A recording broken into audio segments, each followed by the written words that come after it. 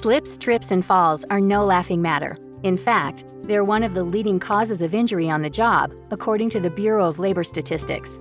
Fortunately, by using a few common sense strategies, you can greatly reduce the number of slips, trips, and falls at your company.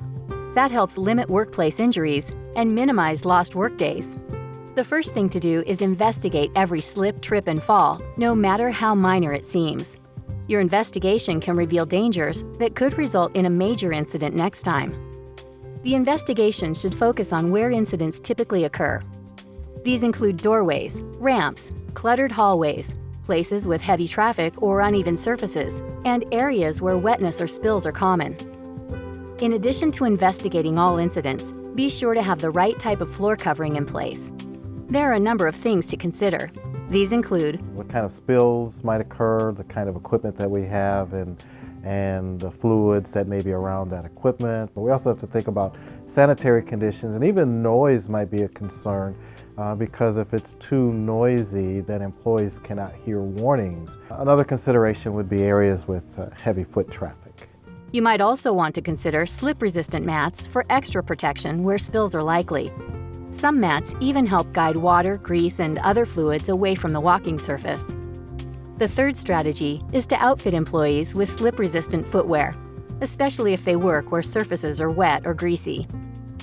Employees who need to move rapidly from one type of floor to another would also find slip-resistant footwear helpful. The fourth strategy is to train employees how to deal with spills and cluttered walkways.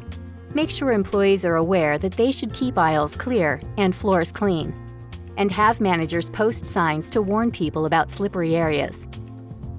Managers should also remind employees, if you drop it, pick it up. If you spill it, wipe it up. And go where you are looking and look where you are going. Not every slip, trip, or fall is the result of a wet or cluttered floor. Sometimes poor lighting is the cause, or it may be how an employee acts. You can minimize these types of falls by making sure there's adequate light and showing people how to change their behavior. Some tips that we may offer to help employees change their behavior would be to use your feet as a probe. Keep your head up when walking so that you can maintain your natural center of gravity. But also you have to be aware of your surroundings. Always know when things are changing so that you can react appropriately.